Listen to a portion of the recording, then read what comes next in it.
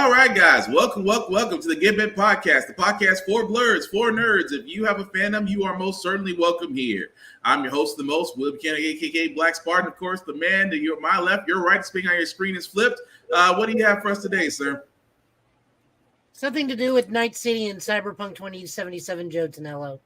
I've done nothing but play that. I have now learned more idioms from that game than everywhere. I know what a choom is. I know what a gonk is. I know that I can hack somebody from 40 feet away without them noticing me. And I look good in all my outfits. Oh, yes. Cyberpunk, once they figured out all the bugs, Cyberpunk 2077 is actually a great game. And I cannot wait for Phantom Liberty. But as you can see, guys, together, we are the Get Bit Podcast. Much like the WWE Evolve, guys, there is choice language. We don't cuss much, but choice language all the same. And at the same time, guys, there may be trailers that may be shown that might be too intense for younger viewers, but viewer discretion is advised. Aside from that, welcome. Well, we start off, guys, usually on a happier note, but unfortunately, we do have some sad news to report. One of our most beloved figure of our time, Paul Reubens, also known as Pee Wee Herman, did pass away at 70 years old. For a lot of us, especially me of Joe's age and those a little bit older than us, we do remember the man who literally made a gray suit, white shoes, and a red bow tie, and he made it famous. Keep in mind, this guy not only was known for his Pee Wee Playhouse, but for the number of actors that this man has actually had throughout his Playhouse, especially those like of Lawrence Fishburne, of Phil Hartman, and then of course the list goes on. And you think about how many people have actually came through Pee Wee's Playhouse, and of course his revived Broadway play that also happened as well. But the best way we can honestly honor him, for a lot of people who don't know what Pee Wee Herman is, Pee Wee Herman is known for a lot of things. However, his iconic claim to fame is that this man literally went to a biker bar on top of a table in white shoes and danced a dance that to this day will forever be in our hearts. And he came out of that biker bar unscathed. But he didn't find his bike.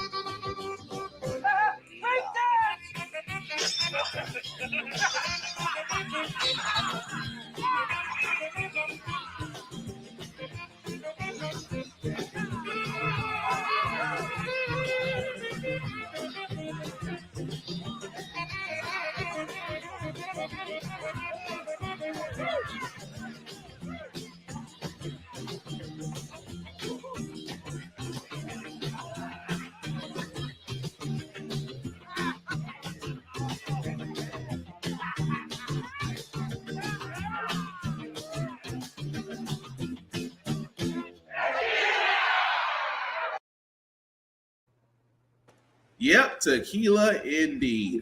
Again, the only man who could put on clocks, step at a biker bar, break glass, and have everybody in the crowd on his side, and he walked away unscathed. Rest in peace, Paul Reubens. We will certainly miss you. Joey, anything you want to add to that? No, I mean, you just grow up with him, and it's just one of those sad things. It just makes you remember how old you really are in the grand scheme of things. My beard is getting grayer as we talk. Join the club, sir. Silver hair. No. I mean, some of the new kids, some of the younger kids, the older Gen Zs, they know who Pee Wee is too, because I believe Pee Wee played on Adult Swim for a little bit.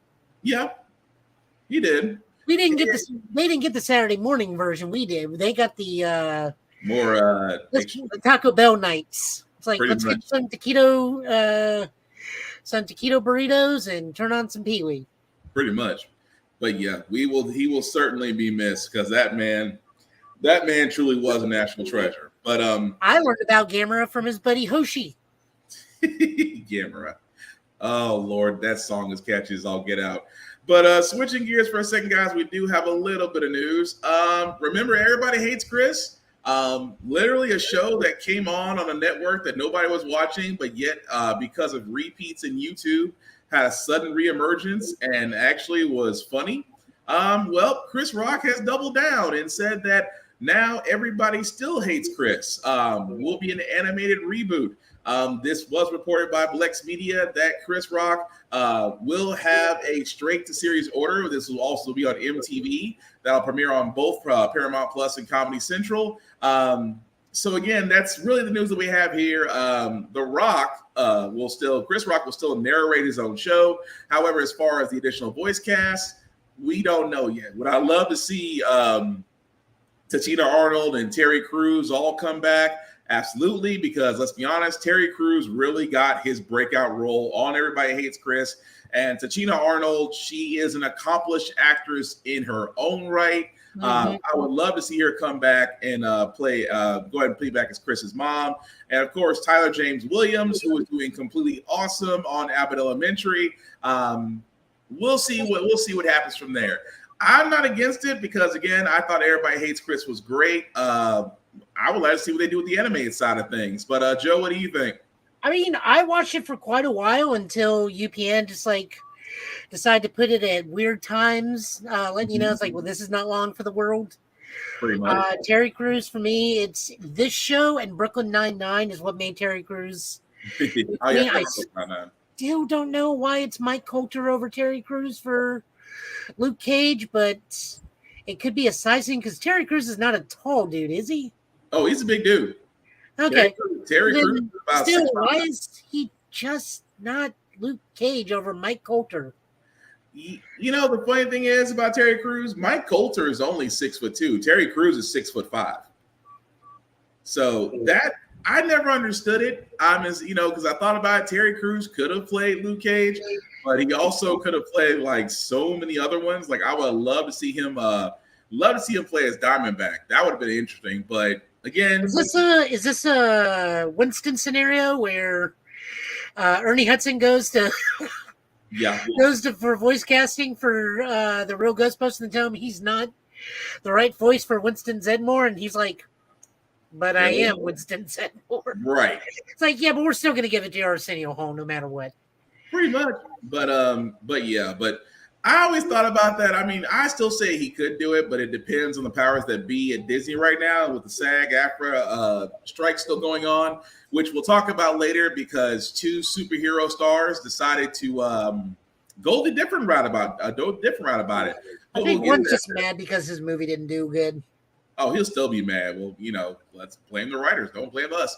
But switching gears again for a second, guys, because we do have some news. I know we haven't talked about wrestling on here in a long time, even though SummerSlam, which is tomorrow. Thank you, Joe. Which is tomorrow. And we usually try to keep up with wrestling. Although with WWE right now, it's a little murky. AEW seems to be doing great. AEW Ring of Honor seems to be doing great, especially with their production with New Japan. But the story that we have here, because I don't know what it is about the WWE, but for some odd reason, real life seems to be better than the actual scripted shows they play. What I mean by that is, as of this week, former CEO, and I say former because this man is literally the arch villain that we wanted to see in movies, but he really is in real life. Vince McMahon has been served with a federal grand subpoena and a search warrant. Now, we also need to stress very heavily, this is not related to the allegations of sexual misconduct in which he paid hush money to former WWE employees. As the story goes, they submitted their quarterly reports to the SEC, and shortly after that, they decided to go ahead and serve him with a search warrant. Now, I do have to stress heavily, Vince McMahon is not under any type of charges or indictments. They heavily believe that this man may have information on other crimes. Now, if I've learned from every mob movie, if you know something, you're going to either turn state's evidence or you're going to come up missing. And the strange thing about this is Vince McMahon supposedly had spinal surgery. So right now, the subpoena can't even be served because he's quote unquote recovering. The thing is, no one has heard of Vince McMahon actually having back problems or anything of that nature leading up to his surgery, which leaves a cloud of reasonable doubt. And here I am saying this is a better storyline than the Bloodline right now. But it's one of those things, and I keep saying this from a wrestling standpoint, and then I'll toss off to Joe. Vince McMahon is one of those guys that, yes, we are forever grateful for the product of the WWF, WWE that you created. We are forever grateful for the Attitude Era. We are forever grateful for you and Bischoff creating the Monday Night Wars. You have given us countless stars that have came through. There is also some stars that have been on dark side of the ring that have had negative things to say about Vince McMahon. And of course, who can forget the infamous steroid trial between the U.S. government and Vince McMahon, and he still treated that like a promo on his own show. That being said, I think that when Vince McMahon had left, it was that WWE was actually better for it. I still believe that Triple H had the right direction as far as everything that he was doing at the time. It was just the fact that, you know, for a guy that created something, he would rather destroy his own product than let someone else run with it. But again, we will see what these allegations go to from here. But Joe, any thoughts on that? I mean, we did learn that his spinal surgeon was Isaac Yankem, DHD. So there was that. Isaac Yankem, DHD. Well done. Well, I thought you were going to go with bad news. I thought you were going to go with Bad News Barrett, but well done. I thought you were going to go with that. If you don't know who that is, people, he is currently the mayor of Knox County. Just wow. Just to see Kane walk up to him, I'm afraid you have a problem. Wade Barrett, I'm afraid I have some bad news. Wade Barrett just went to Congress like, just give it to me. I know what to do. I mean, just out of all things, that would have been funny as all get out. But other news that we want to get to, again, this actually is good news. And I was really surprised for this, going to DC for a second. In the world of DC, of course, James Gunn and Peter Seraphine are running the show. They have kicked out, I won't say they've kicked out, they've put a wall between them and Warner Brothers executives. Whereas we've always wanted that to happen because for some odd reason, Warner Brothers executives believe that their ideas work over common sense. And that's why a lot of their movies bomb. But with that being said, there is some news that Gal Gadot herself has brought up, that she has already reported that even though with the strike going on, she did report that Wonder Woman 3 is back on with Gal Gadot as she will be working with Peter Safran and James Gunn on the actual movie. As of the moment, Patty Jenkins may or may not be involved with this. That's kind of a murky area. Some say that she's not going to be in it. Some say that she is. As of this moment, it has not been confirmed. And they also didn't say where Wonder Woman would be at this point. They're not sure if it's going to be the Wonder Woman that picks up from the Snyder from Wonder Woman 84, or if it's going to be kind of a soft reboot telling to where it fits James Gunn's DC Studios universe. For me, I love Gal Gadot as Wonder Woman. I mean, I love the first Wonder Woman movie. Wonder Woman 84, the mall scene, and that's it. Yeah, I mean, that's that. I mean, Wonder Woman 84 as a whole just ran too long, and there was some questionable stuff. But still, it was an okay movie. I mean, Pedro Pascal still, he did his best. I will say that. But for me, I'm all for it. Gal Gadot, I believe, is the Wonder Woman going forward, and the fact that she is basically immortal makes her casting legit for the DC universe. But Joe, what do you think? I mean, I'm down for it. I believe Patty Jenkins just needs to stay in the director's chair now, the writer's room. Uh-huh. That was the biggest issue with the last movie. She wrote it, yeah, and that turned into an unsufferable mess of, if I hug you from across the state, I'm technically hugging you through particles. Right. Yeah, I read a lot of comics, and that's a little bit too far-fetched even for me, and I've read classic Excalibur. Or the blah era of Justice League in general. So no, I'm really, really excited for this. I am more than okay with her coming back as Wonder Woman.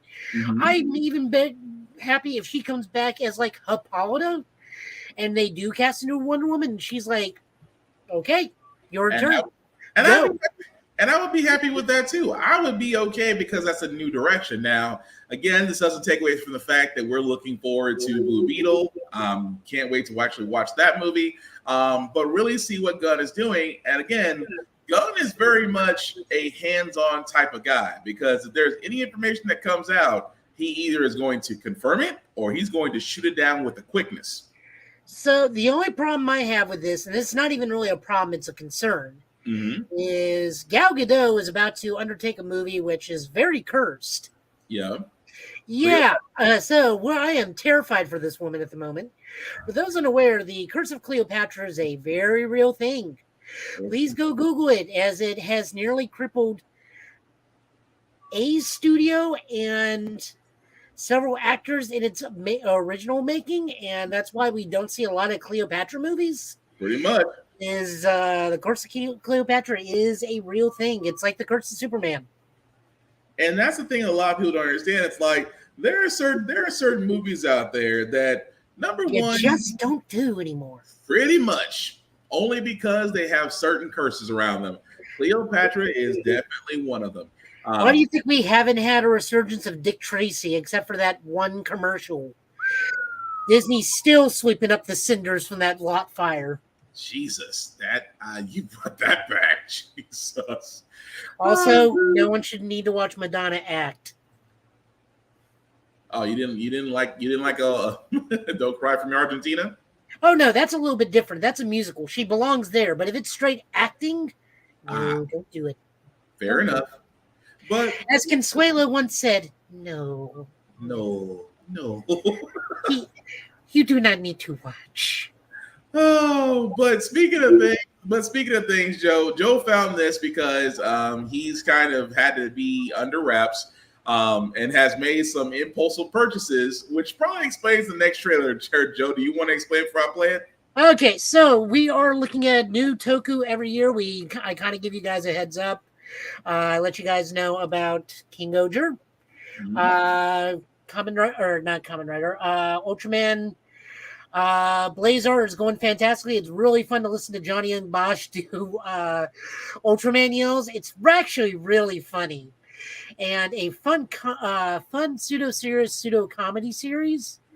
It walks that very nice tight line between very serious and somewhat comedic. You learn very small things in the background, like the main character is like married with a kid. And this is just a day job for him. And his night job is sometimes being Ultraman, depending on when the monster decides to show up. But it's one of those small things. But this time we're talking about this year's Kamen Rider because last year's Kamen Rider Geats, which was a show about battle royales that constantly have the fate of the world and change the fate of the world every 15 episodes. What's up, Bond? So that's getting ready to come to a close at the end of this month, and then next month we'll be hopping into, no pun intended, Kamen Rider Gotchard, which surrounds a series of monster cards. We are getting card-based Kamen Rider again, who is going to be a high-score genius alchemist who, with a buckle, which I immediately pre-ordered and paid off, decided to... is going to be fighting against the evilness of mankind when used Ride Kimi cards. This is why I say me and Joe are in the same boat when it comes to impulsive buys. But here's the trailer. You leave me alone. It was $100, but it was worth it. 本番組「仮面ライダーガッチャード」9月3日日曜午前9時スタート。ホッパーはスチームライドガッチャード。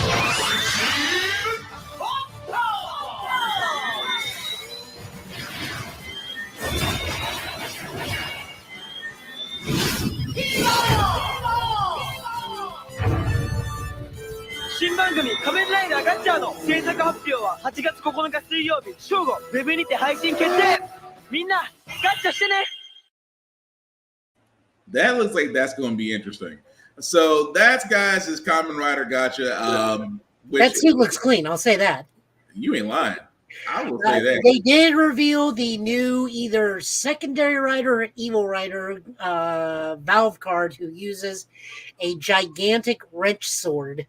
Uh-huh. It kind of looks like a Kingdom Hearts Keyblade, giant.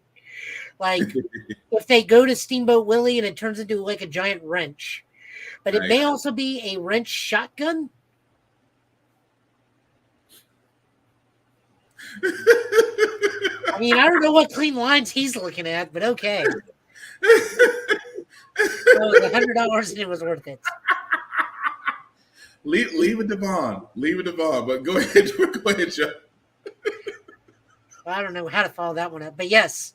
So yeah, so we get a look at our two main characters at the moment. Not much is really known beyond that. The proper site is up, so if you just Google Kamen Rider Gotchard, you'll be able to find all the info.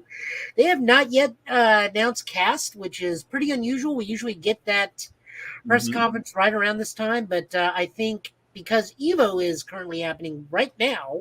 Yep. We did just watch a blind man get into the winners pools. So much love on that one. But no, I'll look forward to it. I'll try to keep up with it. I already kind of fell off Kamen Rider Geats, but see if I can't catch back up. I'm not a big battle royale person. That's why I fell off of there. Gotcha. One of these days I am going to catch an Evo tournament in Vegas. One of these days. But other news, guys, that we have, because you guys have heard that PS5 may be coming out with a slimmer console. Xbox also rumored to come out with another console. Nintendo decided they didn't want to be left out. They're going to be bringing out a next console for the second half of the 2024 year. Now, keep in mind, the Switch, for most consoles, they're usually around for a good decade before they reach what they call end of life. It's starting to happen with the PS4 and it's starting to happen with the Xbox One as games are not being produced for them anymore. So, which means that once game starts falling off, support will stop falling off, and then altogether they just completely sandbag it. Now, the one thing I'll get about the Switch hasn't been around for almost a decade, and yet, I guess, like I said before, Nintendo doesn't want to be left out. Now, don't get me wrong, the Switch in itself is a great console. It really did give Nintendo a boost in sales because number one, Switches did not run into the same problems as PS5s and Xbox Series X did, which is one thing I will say about Nintendo. They know how to keep their inventories up. And second, the library along with the backwards game channels make the Switch worth playing. So the only thing I can think of out of this is that Nintendo just wants to keep up with the crowd and basically bring a new console. But for me, I'm still going to happily play my Switch just because it really has everything I want right now.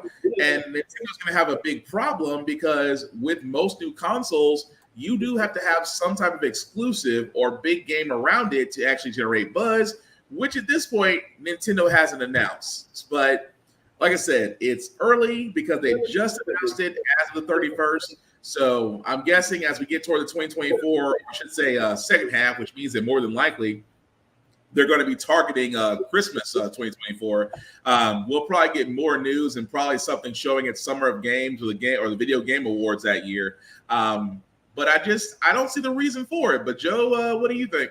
I mean, do you see the reason for it? I don't see this as the Switch 2. I see this as like the Switch Pro. Mm-hmm. I believe what they're wanting to do is the dock mode to be the handheld mode and the dock mode to be, well, what I mean by that is dock mode is usually solid 30 at 1080p, and then you're down to locked 30, sometimes locked 30, depending on the game, 30. Nintendo should ever have to play catch up with their catalog. No, that's entirely true, Chris. That's true. No, what it is though is you are seeing some games with frame rate, a lot of their bigger titles with frame rate issues now. Fair. Because what they're attempting to accomplish with a lot of their games is just you can tell it's really pushing the Switch. Whoever did the optimization, and I think it was the people that did Xenoblade 3, Yeah. Helped with the optimization of Breath of the Wild 2. Yeah. They it's the same needed that engine. optimization problem, Yeah. optimization systems. But if you look at like Pokemon Scarlet and Violet, which I love those games, but sometimes that it gets Well, choppy in the background. the problem is, and I get where Vaughn is saying with the Switch feeling so underutilized. The Switch itself is based on a nano SD processor, which means that yes, it can process games at a very high rate, at a very good frame rate.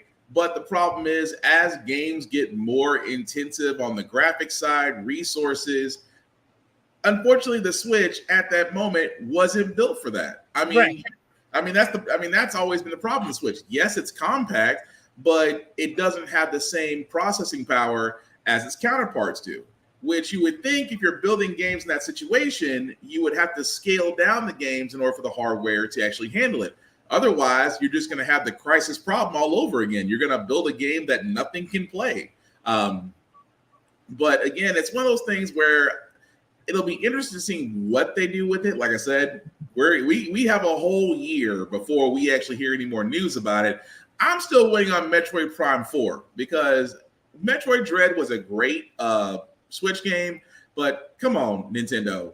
At this point, either give me a Punch-Out game or give me a Metroid game, because I'm not mad about the how can I say it so nicely? I'm okay with Mario games coming out all the time, but there are other games in the Nintendo library that really either need a resurgence, a reboot, or just flat out something new. I mean, you have an entire NES library, and I'm not just talking Zelda games. Don't get me wrong. Tears of the Kingdom, Breath of the Wild. To me, you're not going to beat that, especially with the fact of how many people love Tears of the Kingdom and Breath of the Wild. But again, it's just one of those things where Nintendo should really be like Sega and jump on the fact of their library and focus more on the games and less consoles, because that's how Sega stayed alive.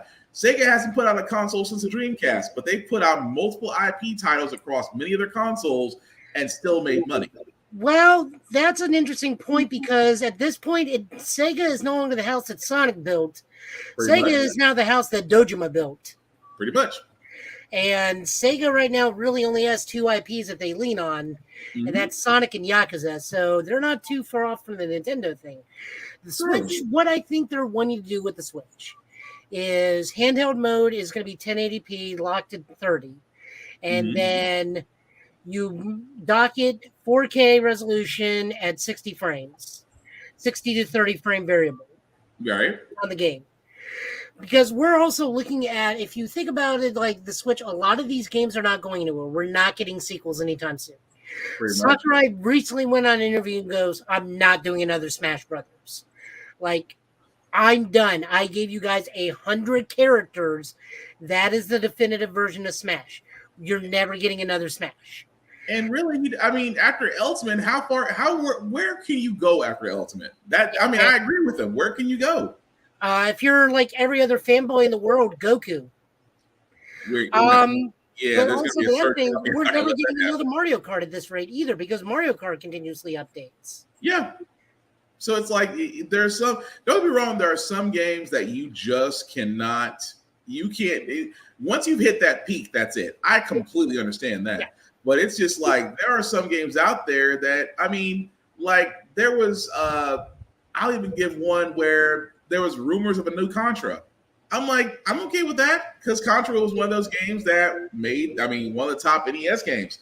And they've had multiple resurgences of that game out there. And its counterpart, Metal Slug, I would be happy playing those. Or you could even, well, they've already done that with Teenage Mutant Ninja Turtles with Shredder's Revenge, which also great game if you haven't played it. Well, I saw they put in the Rise models. That too. I would be completely okay with that. But I'm just saying Nintendo does have this humongous library that they could really go focus on and just give us the games that we asked for. Like for me, Killer Instinct, Killer Instinct's more of an Xbox title, but I would love to see another Killer Instinct. We're seeing all these fighting games coming out. There hasn't been another Killer Instinct since its resurgence back on the Xbox. I mean, we just have to be realistic. Like, there are certain games that are just never coming back. We're never getting an F-Zero because they have more money. They make more money with Mario Kart. I never understand that concept. F-Zero was great. F-Zero was also meant.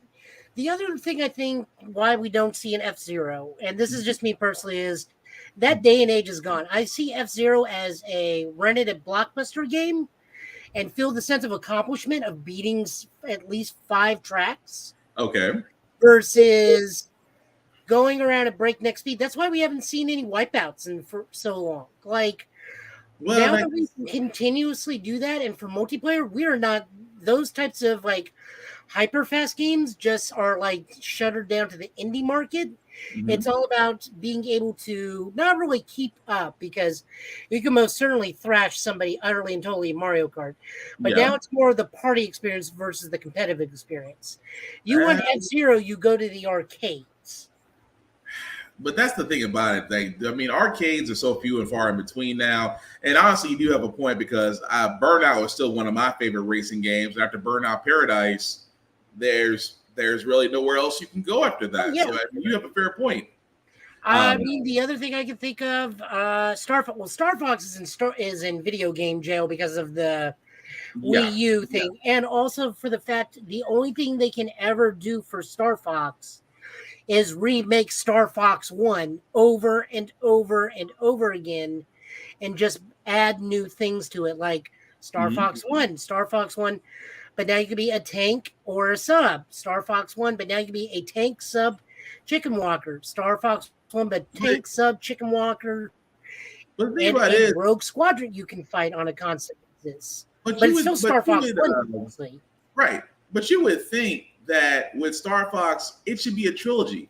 Like you had to get the mini NES to play the Star Fox 2 game that was never released in the US. Like you had to get that to play the import. So that's why I was like, it goes back to the same mentality. I think it goes back to the same mentality as F-Zero, because we don't have that many Starfighter things. The reboot for X-Wing versus TIE Fighter did not do that great. Right. They didn't put a lot behind it. Rogue Squadron, like those types of dogfight games just aren't popular like they used to be anymore. Yeah, and also to Vaughn's point, new Donkey Kong. That'll happen. Like they have got to make a Tropical Freeze 2 at some point. Yeah, like that. I think again for a generation that doesn't know Donkey Kong Country, or just or the fact that there was once a Donkey Kong game that you could play with just the bongos and you could put them anywhere. I mean, which, by the way, you can beat Dark Souls using only the Donkey Kongas. That's funny. Or Conker's Bad Fur Day. Man. That might be questionable. But speaking of games, guys, I do want to show a little bit of this, because I do love mech games. It's kind of been a while since I was actually seeing a good one outside of Gundams. Although Gundam Evolution is great. Enjoy it while it lasts. Yeah, enjoy it while it lasts. But another game I haven't played in a very long time, only because the first one was great, and then every introduction after that just didn't live up to the hype. Armored Core.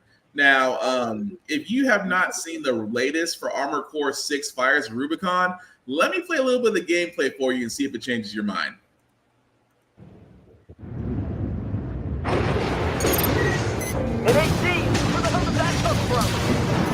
Overwhelm enemies with up to 4 weapons simultaneously, equipped to each arm and shoulder.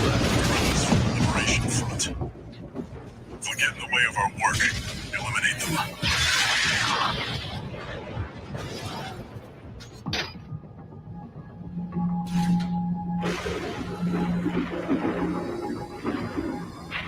Picking up signals from AC Rex.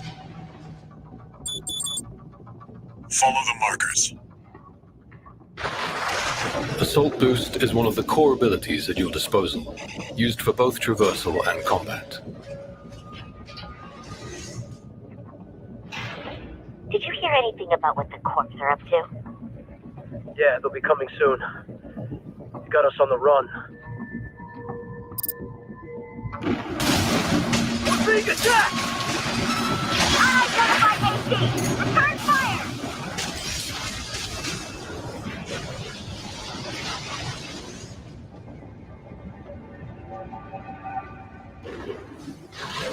Take full advantage of your AC's mobility to freely navigate the environment.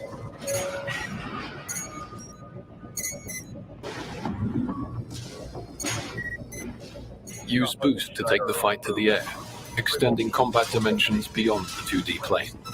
Is that an independent? Destroy it! You're outnumbered 6-1. Use your missiles.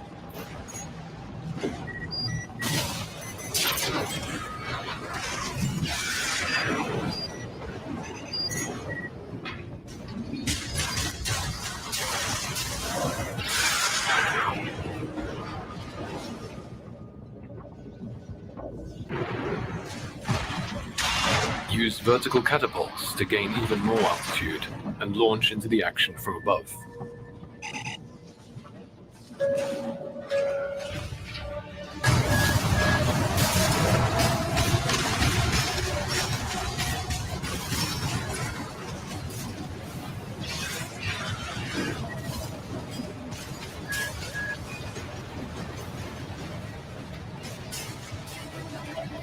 Against tougher enemies, deal impact damage to their attitude control system to temporarily put them out of action.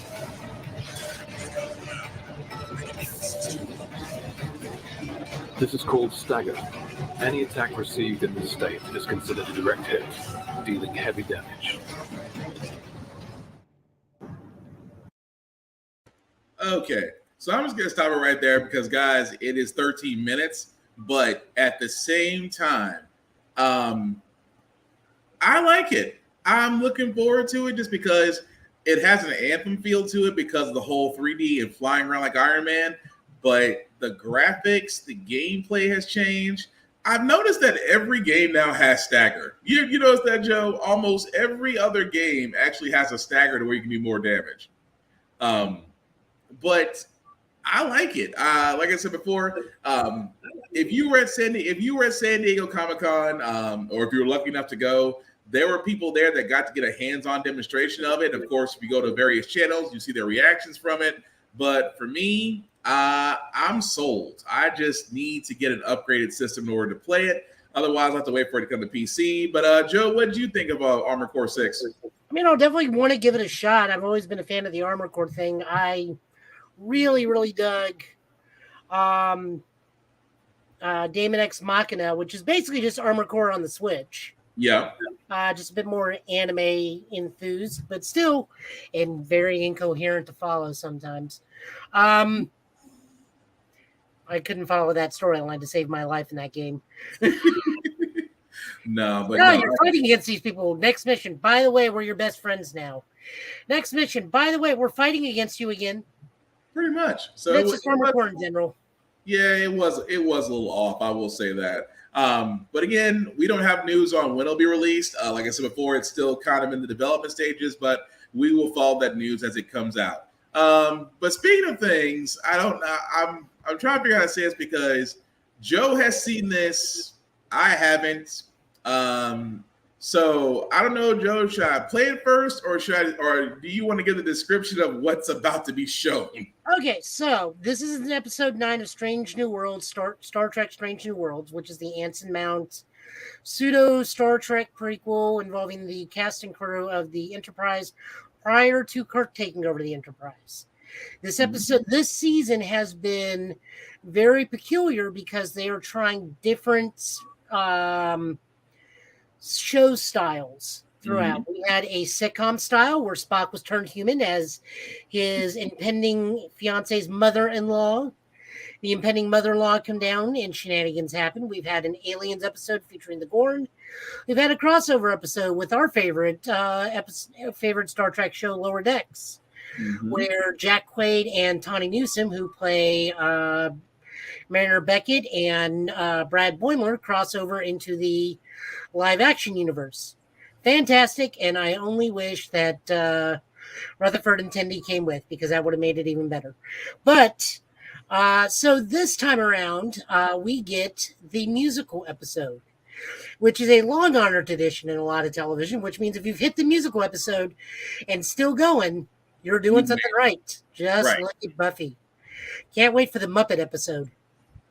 But anyway, so we hit the premise is they've hit some sort of bizarre subspace rupture, and shenanigans ensue, causing the entire Star Trek universe to become a musical for a bit, including the Klingons. A Klingon. Who has not seen this? I haven't seen this, but all I heard was Klingon boy band. Enjoy it. Roll it. Why have you?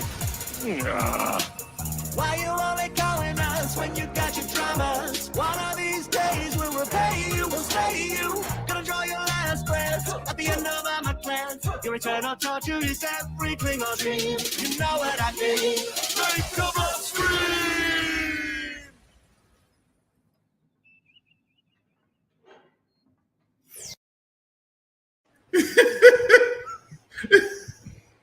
There is no words. There is no words for what I just saw.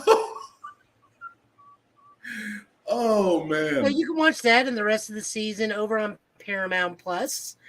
It's also for very Uhura heavy theme this season. A lot of stuff deals with Uhura, which you know, rightfully so. She does a fantastic job honoring Nichelle Nichols. She's one of my favorite cast members. I will say, despite the fact that we did have Klingon boy bands, the lounge music involving Nurse Chapel was probably my favorite song in the entire episode. I think I'll make that the title of this episode, Klingon boy bands. I'm going to go back and change the title of this episode to Klingon boy bands.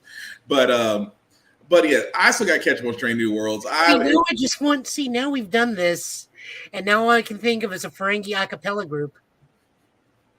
A Ferengi a cappella?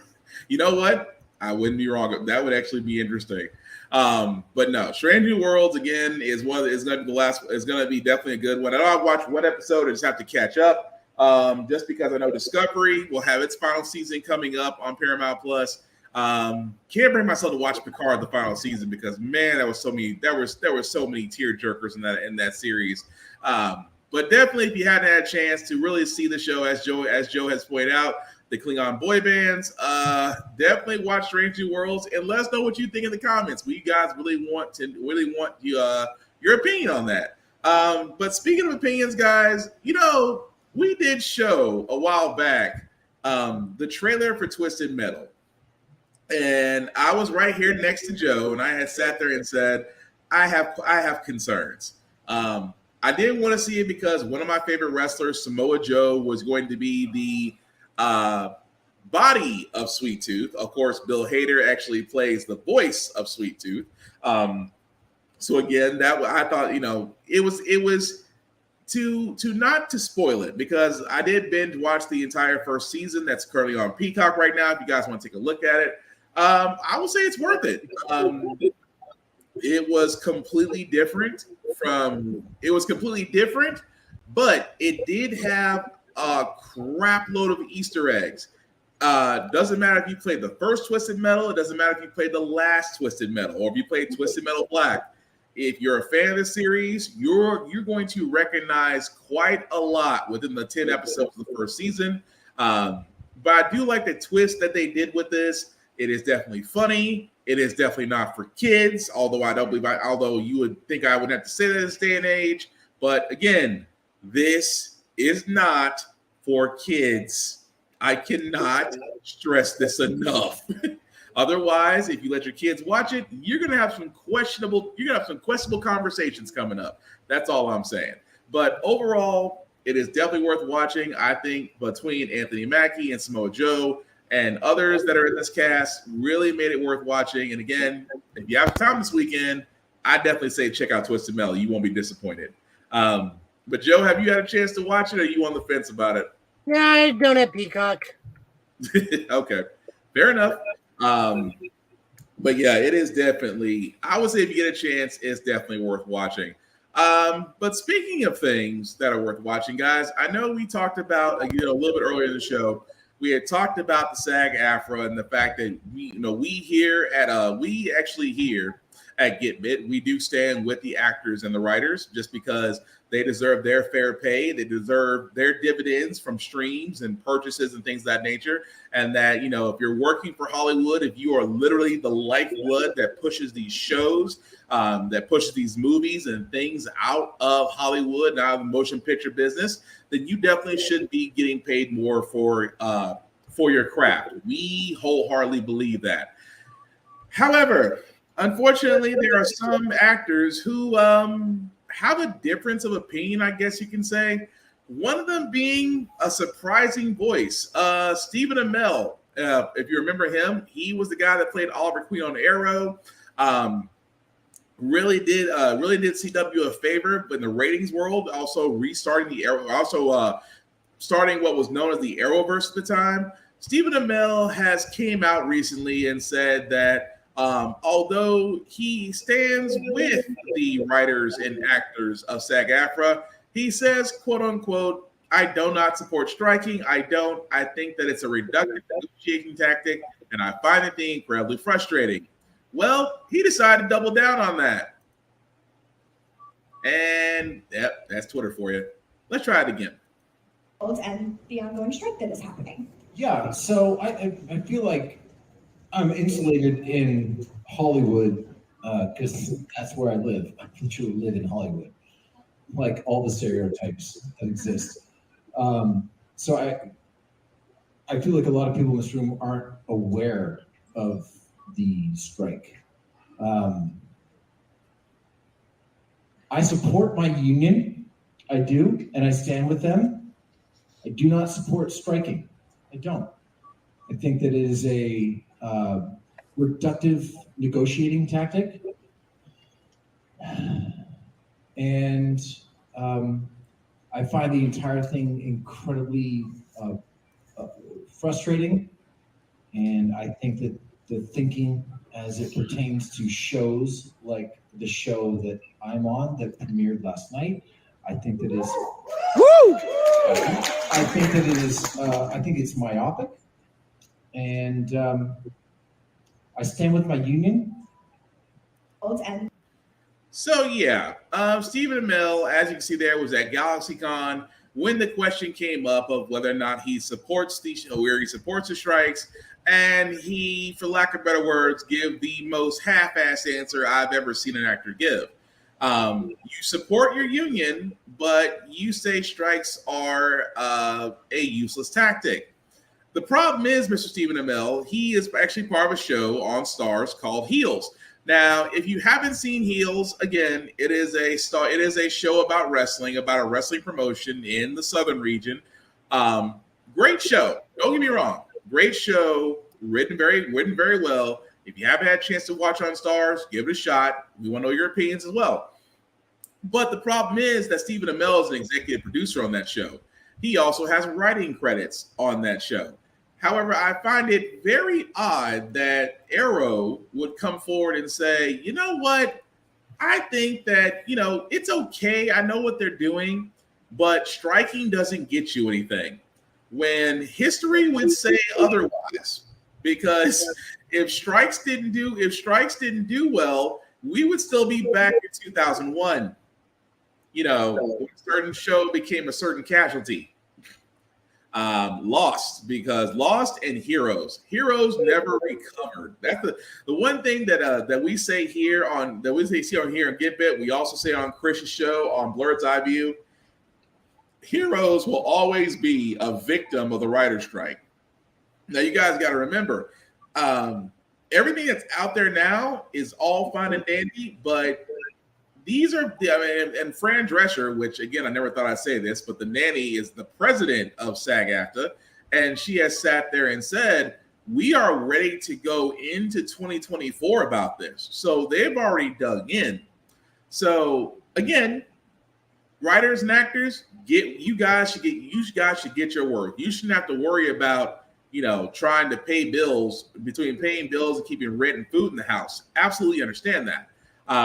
But from Stephen Amell, I think he was a little bit out of touch with this. And if he had a publicist, his publicist would have sat there and said, you support the union and shut up. because right now that's not going to help you with your own show, considering the fact that, well, they don't know where you stand. You flip-flop more than a pancake and IHOP right now. I mean, but Joe, what do you think? That he supports his union and has a thesaurus. Yeah, because it was a whole lot of reaching and searching for words in that note. And the thing about it is, again, it's for actors. Actors, really, for a lot of people, don't understand. Hollywood, especially these motion picture companies, they control a lot. To quote a WWE phrase, son, that's a $5 word coming out of a $2 mouth. Pretty much. Poor Little Heroes. Yeah, Heroes was a great show, Vaughn, and then the strike happened and it never recovered. What's the last show or movie Fran starred in? Hey, she had the nanny and she ran with it.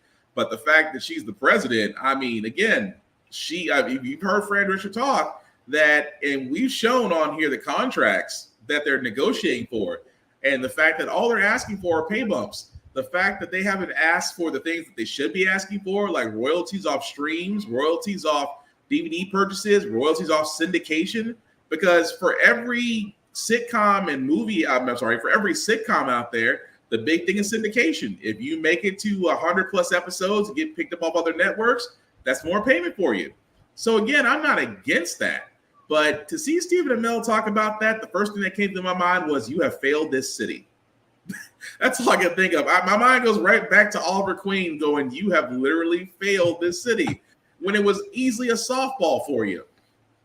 But at the same time, he's not the only one. I don't know if I should refer to him as Shazam or whining Shazam.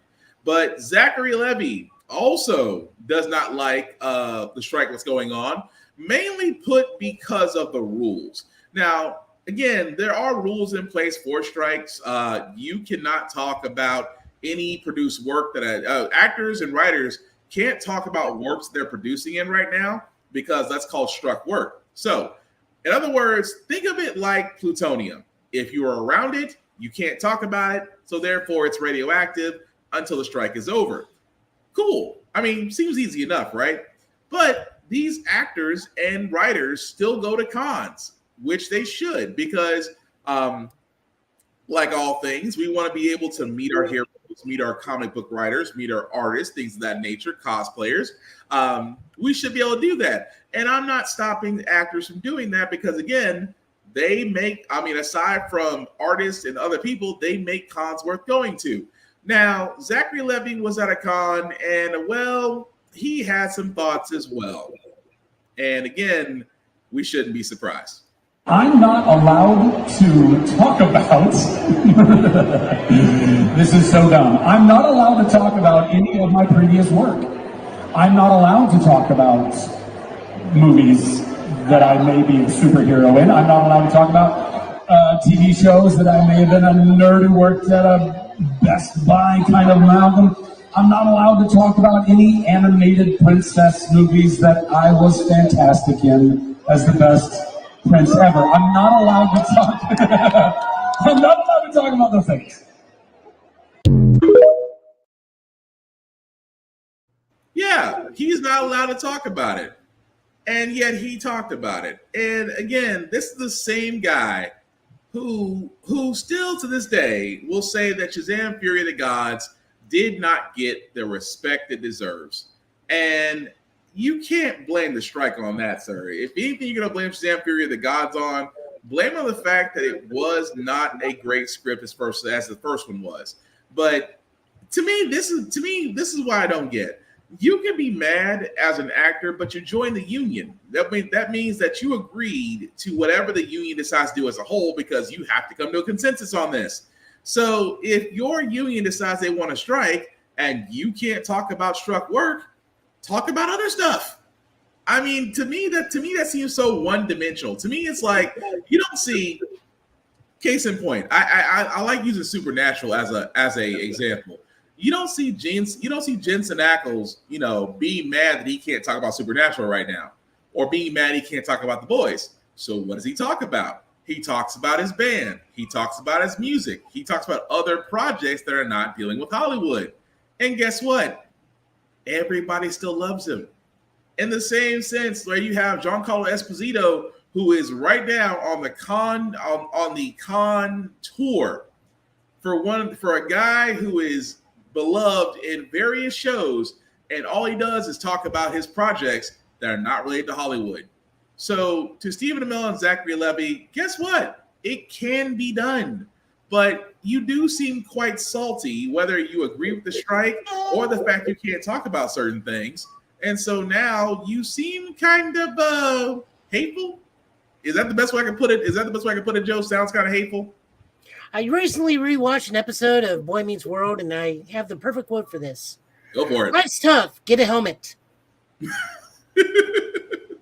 Why do I feel like I know exactly what episode, where that quote came from, and exactly what episode it did?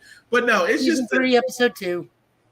Oh, I was off by one. I was going to say episode 3, but my thing is, it's like, okay, so you can't talk about your work, but you still get paid for it. I mean, it's like Samuel L. Jackson. Samuel L. Jackson just finished Secret Invasion, and it's just like, we can't talk about it, but I'm good. The check cashed. I'll talk about anything else. And it just never ceased to amaze me that some actors are one-dimensional, where others are like, oh, there's plenty of other stuff I got going on. It's not, I can talk about that. But speaking of Samuel L. Jackson, I got to ask you this, Joe. Did you finish Secret Invasion? Yes. Okay, so before we get to comics, I wanted your opinion on that. What did you think of Secret Invasion? It was fine. I mean, I knew what I was going into it. I knew it was a spy thriller. I understood it would be a long con.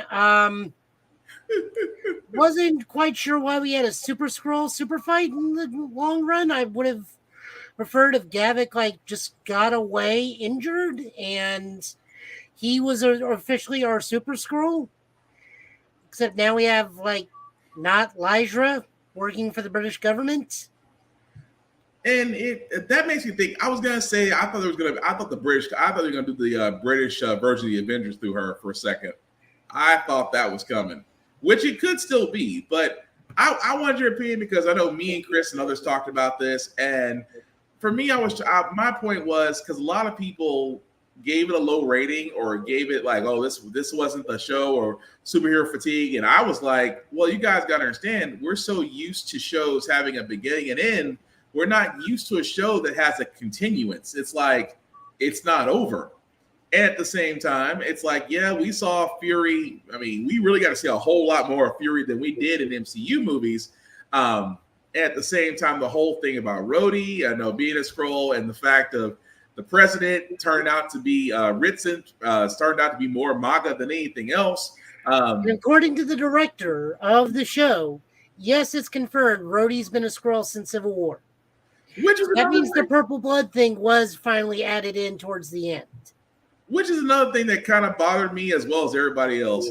If Rhodey was picked up during Civil War, because so many people, screenshots, frame rate slowed down, zoom ins, because everybody remembers when Rhodey was basically coming out of that rubble of the Avengers Center, and he was coming out of the rubble covered, literally bruised up and bloody. He's all red. Now, of course, with Skrulls, we're seeing purple blood. So the fact that we didn't actually see purple blood come out of Rhodey in Civil War, especially during that part where they got rescued by Ant-Man, it begs the question, are we being misdirected, or we're trying to sit there and say that it had to happen somewhere else along the lines? I think they don't know what they're talking about, just like they do with the Captain America, where is he, in the timeline stuff. Yeah. So, in the grand scheme of things, it really doesn't matter. It's the director's opinion that Rhodey was taken during Civil War. You know what? That's fine. You make more money, and you're closer to Kevin Feige than I am. You're probably correct. But in the grand scheme of things, I don't care. Just let's see what Armor Wars gives me. And that was another thing I was going to ask you about too, because now knowing that Rhodey was a Skrull and now having a fixed point in time to where he may be unaware of what happened, does that change Armor Wars as far as now because of he being replaced by a Skrull and the fact that we don't know how much time has actually jumped between Civil War and Secret Invasion? So does that change how we feel about? How does it change how we feel about Armor Wars, or do we think there's going to be a difference here, or this is going to lead into the? Because, for my opinion, really quick, I think it's going to lead into the next Cap movie. To me, I mean, possibly. I wouldn't mind it lead into what are we calling it now? Is it Brave New World? Brave New World, because Okay. New World Order sounds a little too close to the fatherland. Oh, I thought it New World Order because we'd have to have a run-in from Scott Hall, Kevin Nash, and Hulk Hogan, and then hit people with belts, and then spray superheroes on their backs with spray cans. Technically, we do have Seth Rollins in there as part of the Serpent Society, so that should be interesting. I know what you meant, but I was like, you know what? Huh? It says like "Lead the Shield." If he did do a Shield reference, we would no, let me shut up. I was gonna say Roman's gonna be like, dude. So, anyways, now yes, I can definitely see Armor Wars leading into it. The sad thing about this is, and since we are gonna go off of what the director says, even though in the grand scheme of things, as I already said, I don't care. Just give me the next thing. That means Rhodey has no idea that Tony's dead and has to come to terms with his best friend dying. Mm-hmm. Being a honorary uncle just right out the gate with Tony's kid. Mm-hmm. Basically, the whole landscape of superhero changing. There's no Captain America's a black guy, which is probably different for Rhodey. Right. Steve is no longer there to be a confidant.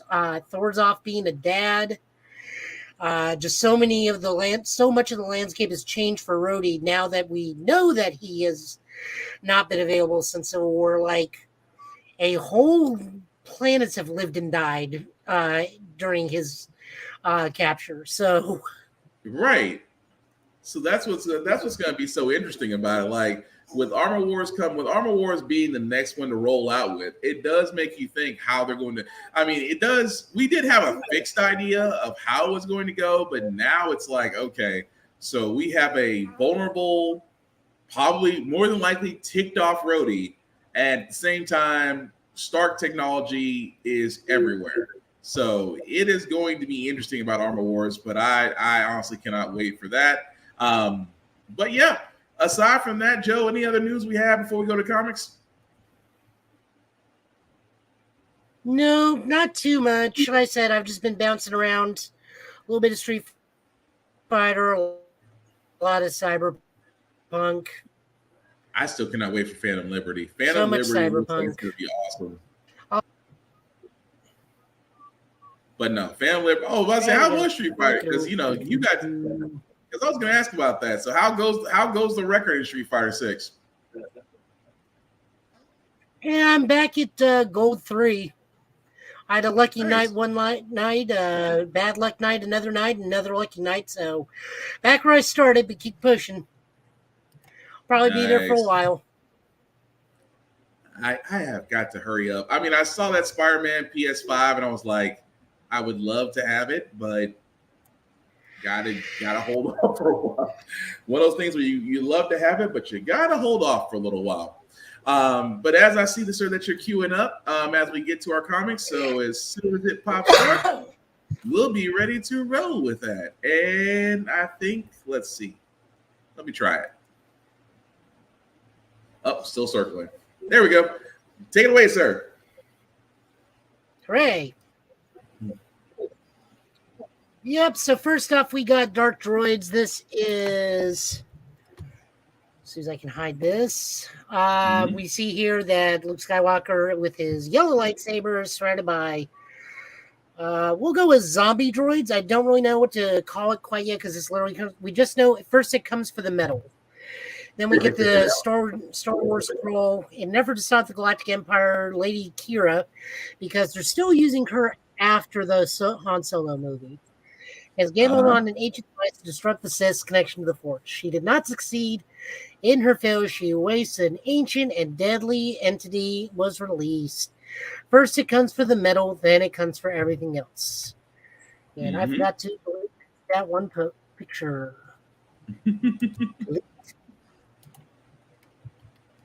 There it goes. This is written by Charles Soule. Well, that's why this is so good right off the bat. Art by Luke Ross, colors by Alex Sinclair, and lettering by Travis Lanham. Potential zombie virus in the Star Wars universe that only affects machines or something. We're not quite sure because they are still sentient, but it's one of those. The virus becomes the host and then continues to replicate outward. And unfortunately for them, the first person to pick it up is the Empire, which uses nothing but droids almost. To the point where a K2SO unit just like docks with goes back to a Star Destroyer. It's like, oh, well, they're all mine now. Pretty much. But it was definitely interesting as far as that you know, it's this organic to this techno-organic, I guess we call it a virus, just happens to be sitting on a planet, gets picked up by a droid, takes over said droid, and it's just like from there, it's like, oh, I am so hungry. And that's what made me think. It actually made me think of the Blob. I was like, wait a minute, is it basically an updated version of the Blob / the Thing, where it just constantly takes over hosts and gets bigger? Which, again, don't get me wrong, I loved it. Even to the point to where C-3PO may also himself be infected. But he definitely is. Oh, I'm sorry, he isn't. He definitely is infected. Yeah, but how they get the Rebels is really cool. They get a Landa shuttle and just like hot drop a mouse droid in space and slingshot it over onto the Republican ships. But here's so funny about this. I know we talked about this before the podcast started. I was like, how come this was never a story in Star Wars? You would think for all its heavy droid usage, you think that there would be a story about this. I think it was at one point. Yeah, I think this is where one of Luke's like fantasy girlfriends that slowly became a real person. I think her name was Callista. I think she was part of an old like Sith super weapon that can infect droids or something with the Star Forge or something. It was one of Luke's girlfriends that never really panned out. Gotcha. I just remember her name was Callista. You'll have to look it up. I'm not sure if it's the same thing I'm thinking of or not, but yeah, so Droid Madness, and this is going to be going for like a good while, like at least 2 months worth, if I can. Because I mean, I definitely do. I definitely like where this story is going. The fact that it's an enemy that neither the Empire nor the Republic nor the Resistance is really ready for, considering the fact, like you said, it's heavy droid use on both sides. This is going to December. Oh, cool! This is going all the way to December. Oh, it's going to be a nice story then. It's going to be a long, long story. I wonder if Vader's droid parts can be infected. Ooh, well, Vader is part machine. He can be infected. Ooh, wow. An infected Darth Vader with force powers. That would be interesting. Anakin fighting himself constantly. True. That would be interesting. Could he infect Darth Vader if Darth Vader is 80% machine? That does make for an interesting. It does make for a good story if told properly. So yeah, we're not exactly sure what they mean by they are hungry, as we don't actually see. We do see them like kill every single human being in the Star Destroyer, but we don't see what they do with the body. So we don't know what hunger means quite yet. Hunger could just mean that it wants to continue to procreate and take over there as a DTI. Yeah. Okay, I know what he meant. I know he was getting at. Oh, a droid transmitted infection. There we go. Yeah. Okay. Yeah. Like I said, we don't know what they actually do with the organic life once it's killed. I hope they're going to leave that as ambiguous as possible to keep the horror going, because they often entire Star Destroyer almost like it was nothing. Pretty much, but that's what makes it so interesting. The fact that that the Empire themselves do not see how heavily dependent they are upon them, and that they can literally be taken out in a matter of minutes. I like that the only droid that actually put up a fight was the mouse droid. It still lost, but that's the only thing that put up a large enough fight. It tried, but he's like, there was some resistance, but it was quickly put out. Damn. Pretty much. But no, good story. Moving on over, we got Steelworks number 3. This is written. Oh, yes. Next up in DC, we got Steelworks number 3. This is written by Michael Dorn, art by Sammy Basari and Vincentini Cifuentes, with colors by Andrew Dollhouse and Ulysses Ariala. This just continues the whole thing. Apparently, we learned that Natalie is slowly fusing with her armor, which is a bad thing. John Henry makes 0-point energy a realistic thing and needs to use it when Metropolis is attacked. Right. And shenanigans. Wasn't 0-point energy World War Tech? World Tech? Yeah. If I remember correctly. I think so. Okay, because I thought that's what it was. That's why it sounded so familiar. But yeah, between that and of course, John still has this whole we don't want to be forced to depend on you, but we want to be able to defend ourselves. But I'm not alienating you, Superman. I'm not, I promise. And then Lana of all people, that was an interesting turn. The fact that that's why I was like, wait a minute. If she's exposed to 0-point energy, what's to keep her? And again, they have to explain that about her powers coming back. Yeah, I will get on that one. Because I was like, you're going to sit there and tell me World War Tech actually brought Lana's powers back when we thought they were gone? Okay, I'm not against it. It's 0-point energy, so it's not like it's beyond the realm of possibilities. But I still want to be like, okay, I hope in your next issue you explain a little bit better. I will say this still, for his first out as a writer, Michael Dorn is still being consistently impressive. If anything, he's being consistently good. Yeah, don't get me wrong, the writing is solid. Yeah, the writing is solid, and I have no issue with the art. Not like Cyborg. Nah, I'm sorry, I will not let that go. Even touching that anymore. I will never let that go. For most people aren't either. You shouldn't. Bad art can hinder a good story.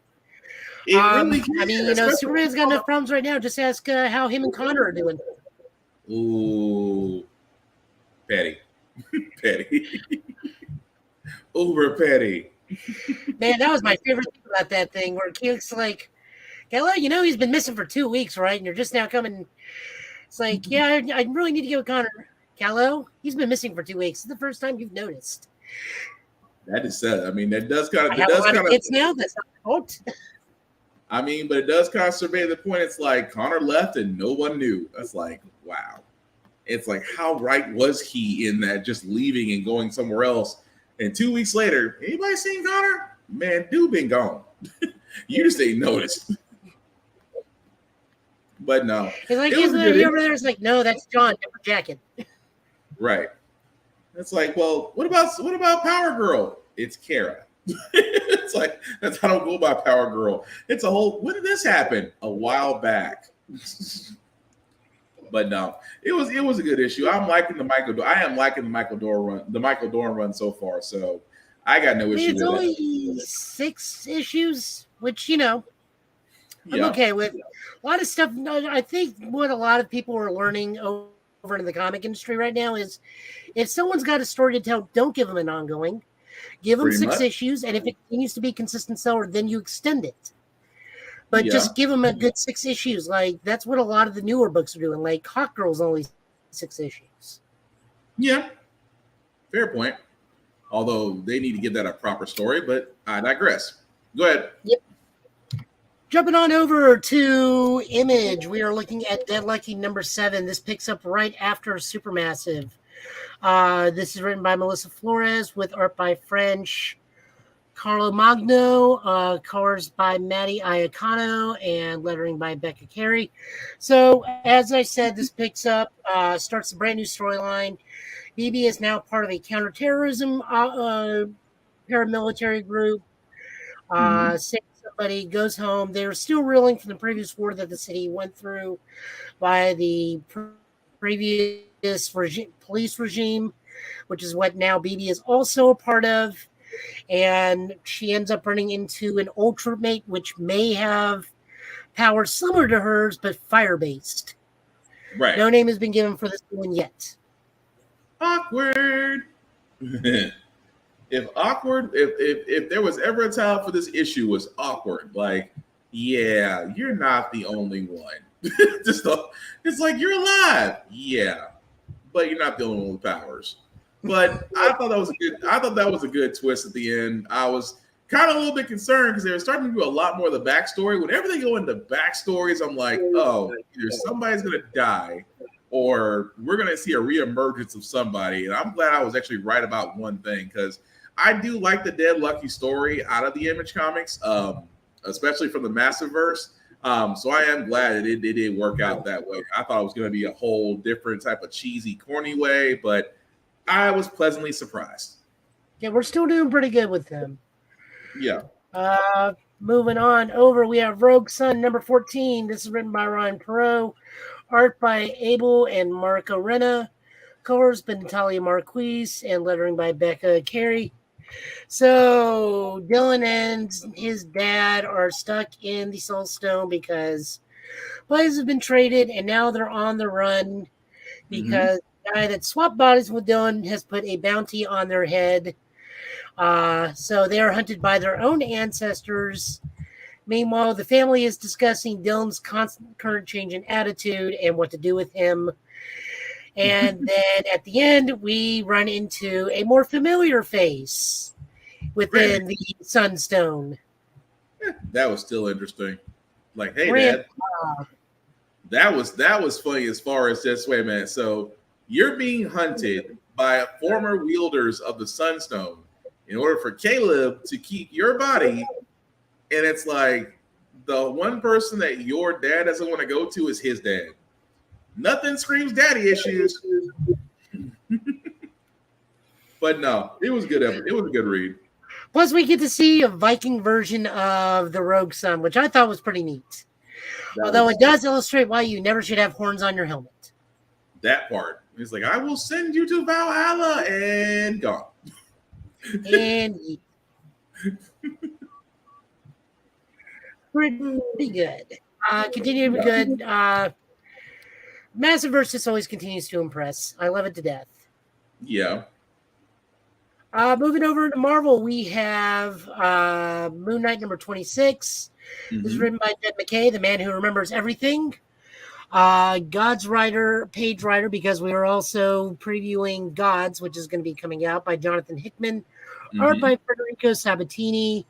Colors by Rachel Rosenberg, and lettering by Travis Lenahem. Hunter's Moon goes and help out the Mole Men because they asked for his help because Vibertron, was that his name? Yeah, that's his name. Vibertron has entered the Mole Men territory and is trying to take control of them. So Hunter Moon goes to help because Moon Knight's busy. Yeah. Meanwhile, we are getting a therapy session with Hunter Moon's civilian persona and Moon Knight's therapist. She gets a lot of hours. She does. She's just on call to the Midnight Mission. This one, I'm almost certain there's a portal in her house that just opens up. It's like, oh, it's session time. Okay. Right. But it's cool. We get to get caught up with Hunter's Moon. We haven't messed with him in a while. We get to see that he can still channel the spirits of previous Fists of Khonshu, including the very first one. Vibertron is a D-list one-shot villain from Moon Knight's past. I guarantee it. Pretty much. It's just being used to further the story. Not too much to say about this. I still dig it. Just not a lot happened, but like I said, it's good to be catching up with Hunter's Moon. At the same time as the whole idea is like, I don't have any friends, but I guess I have to make one. So they are kind of biting off a little bit of Mark's first time with a therapist, but then again, let's be honest, original introductions are always weird. Yes. As for the gods thing, I don't know what to make of it. I'm not a big mystical person in terms of story reading. It's interesting. Maybe I just have to give it a second. Like I said, it's a preview, so sometimes previews are hit or miss, but I'll still give it a shot. Moving on over to Invincible Iron Man number 8. This is written by Jerry Duggan, art by Juan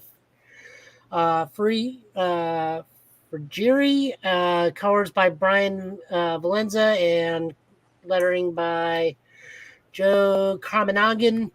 So why are we reading Invincible Iron Man? Because neither one of us really read this book. You're right. We don't normally. Right. But we do when it pertains to the X-Men and how closely tied this is getting to it. Right. Because this is leading up to the impending wedding of Emma and Tony. And now I know what Emma's game is. Right. Emma's going to make Tony the Black King and usurp Sebastian Shaw. Mm-hmm. That's going to be interesting. That's as the power play for Emma. That is the point of them getting married. It's him to be the Black King. I was like, Tony Stark as the Black King. Wow. I'm not against it. It's an interesting dynamic because we would never think of all the people to play that role would be him. And to have Emma Frost put him there. That's saying something personally. But I did dig this. I dig this as far as, of course, for all those who don't know, Tony Stark has kind of been, he's broke. I forgot who took over. What's his face? Fei Long. Yeah, thank you. Fei Long owns Stark Industries, including the suits. He was supposed to give up his suit, owing to use it to save Emma Frost, who made some type of deal with Kingpin, dressed up like Viserys of Westeros from Game of Thrones, which I thought was interesting. Of course, for all those that don't know, that's from the Krakoa, which is going back into the Fall of X, which if you keep up with the well, that too, Obi.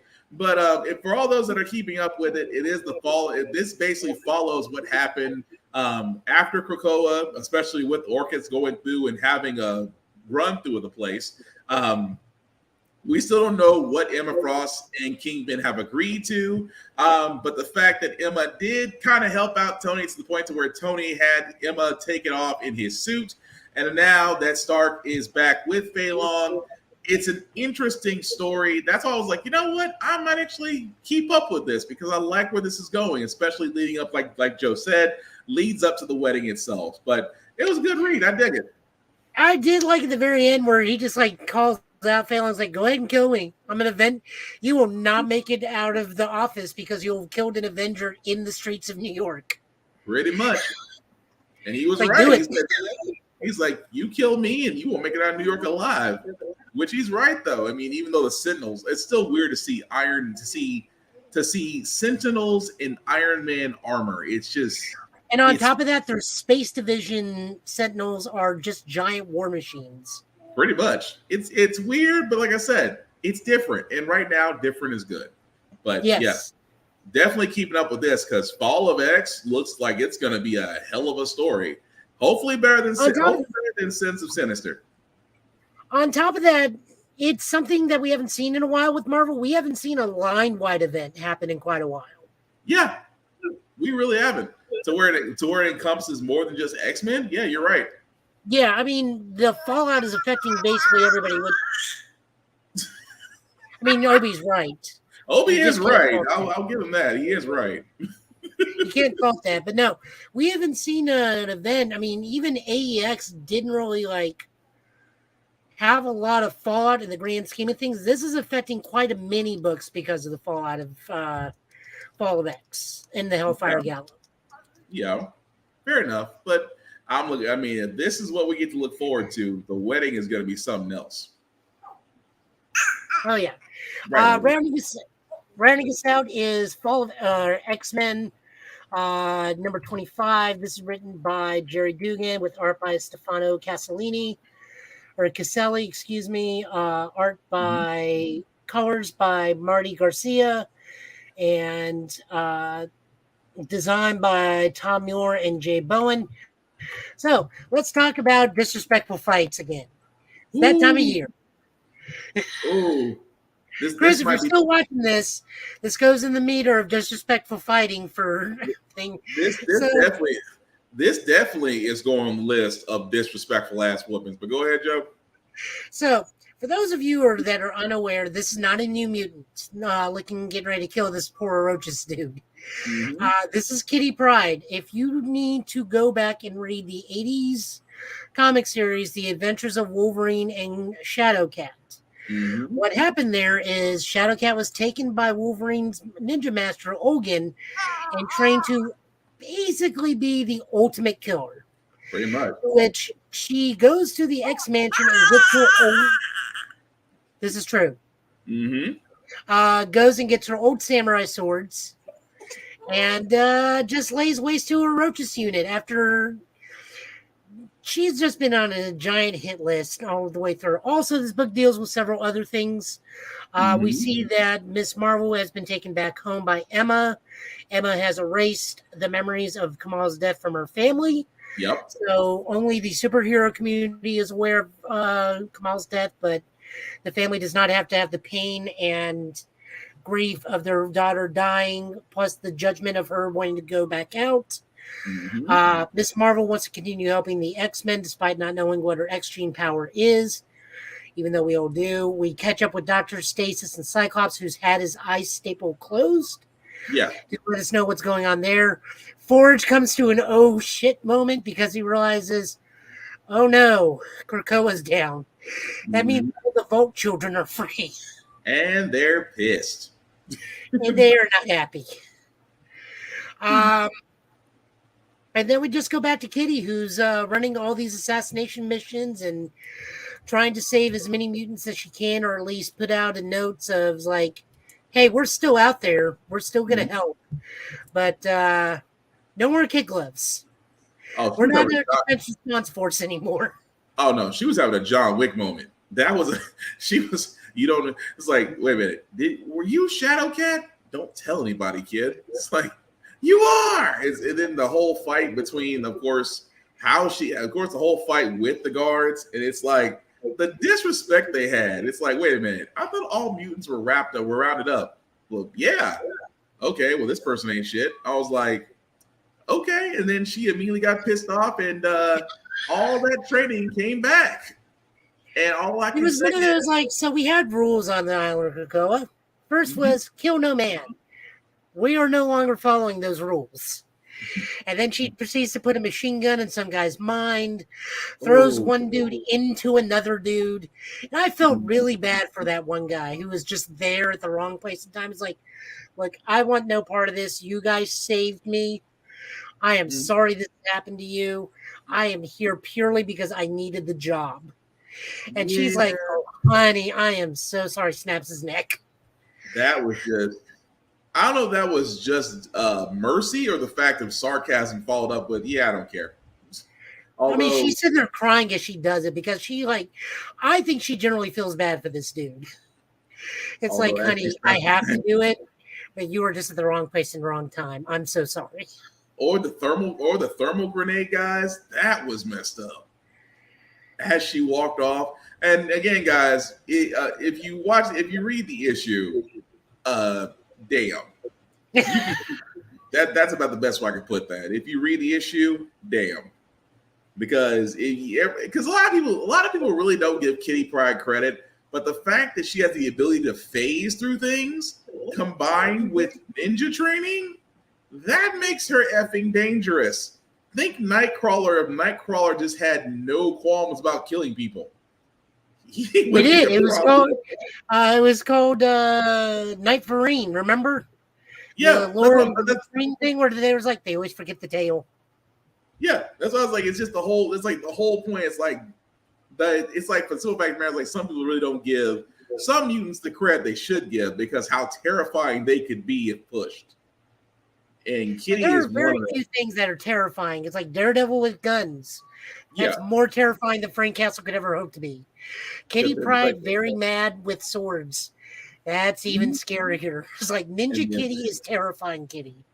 But the ability to phase through things, that's worse than any horror movie. You're not safe anywhere. She threw a dude into a dude. That's ticked off. You phased them. That is a Hancock moment. It's like I'm gonna shove you in him, and him's gonna go into you, and it's like, okay, slowly back away. But no, it was a good issue, especially with Fall of X. Everything that they're doing with this, I really do like it because we're, like you said, we're seeing this from multiple angles on different other comic book lines.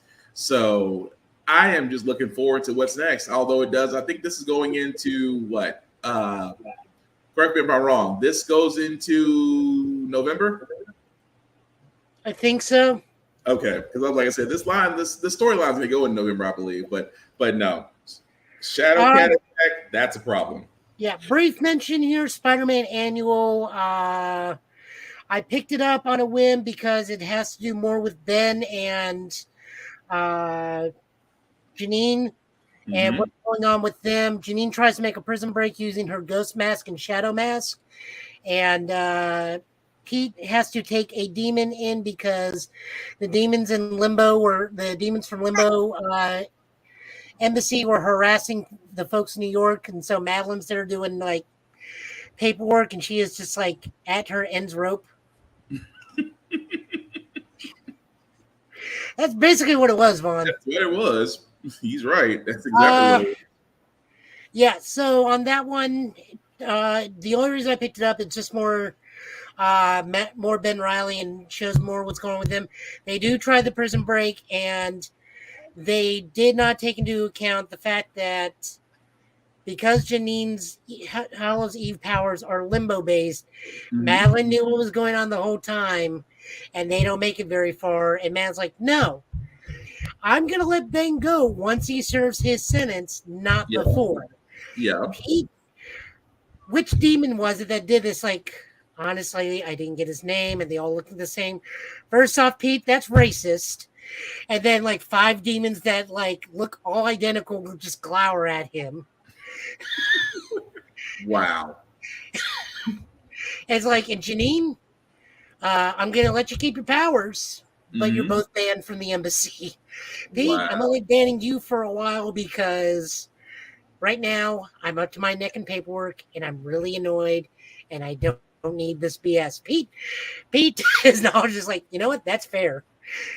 Madeline to Janine's like, you're not coming back, and you're not welcome back until I release Ben from his sentence. He will have a fair sentence. No, she is being very straightforward and diplomatic about this. She tells him point blank, his sentence is fair. It is not eternity. It is not stupidly long, but he will be here for a while. And when his time is done, we will release him. Not beforehand. It's like, she's like, Pete, go home. He's like, God. So you gotta tell me. It's a you ain't gotta tell me twice situation. But I do like that, at least in this thing, and it's very brief. But Madeline's just like, not evil. He's not here forever. He's not here for an insanely stupidly long time, but he is going to do his time, and then he's going to be free to go, and then he's your problem. Damn. Well, this again, fair warning. Yeah. So picked it up. It was fun. It just was kind of an end capper on some things. I know Halloween's getting another book soon, 5-part miniseries book soon, closer to Halloween. I think it has to do with the God stuff. Gotcha. So that was made for comics. All right. Well, with that being said, guys, we also do want to show love to Rick's Comic City. Why? Because they show us love. So if you are in the Middle Tennessee area, they do have 3 locations. One in Nashville off Lebanon Road, the other one in Clarksville at Madison Street, and of course, Locker Nerd at Fort Campbell. They also voted Nashville's #1 place for comic books, as well as you can check them online at rickscomiccity.com, where you can buy or trade. Getting your comp pull list, as me and Joe both do occasionally from time to time. I actually need to go back. I haven't been in a while, but definitely check them out. Let them know we sent you. It doesn't get you any discounts, but again, it lets you know that they show love. As Obi also shows love. He wants the new Golden Books of Moon Girl and Devil Dinosaur. He's telling you now. He does love Moon Girl. I did show Moon Girl and Devil Dinosaur, by the way. But so with that being said, guys, again, if you're in the thank you. If you are in the Middle Tennessee area, definitely do check out Rick's Comic Book City. However, if you're not in the Middle Tennessee area, guys, definitely check out your local comic book store, your local library, as they are the last places to where you can get comic books, mangas, animes, multimedia. Again, these are places that need us to survive. I understand the idea of online books, of getting things through Comixology, or like Obi, you just wait for stuff to come to you because you're a baby. But again, support your local libraries, support your local comic stores. If you're in the Nashville area, definitely check out Rick's Comic Book City. But with that being said, as we wrap up, Joe, you want to throw people what aside from Obi letting his displeasure be known, you want to tell people what you're doing? Probably more Street Fighter on Monday if I'm still awake. Working sick is never going to be a fun thing, but it happens. Yeah. So we'll go through that. Other than that, just, I'm around. Hit me up on Facebook and Twitter, or watch the things I do on Twitch from time to time. And yes, you can catch Joe on his Twitch channel, Joe Italian last name, his YouTube channel at Total Justice Gaming. Definitely catch him on there. Definitely like, share, subscribe, let people know about it as he's working his way up the Street Fighter chain. Once I get my PS5, I'm going to be joining him, but I'm going to be doing a crap load of practice. As for me, guys, you can find me BlackFox447 on mostly all the socials.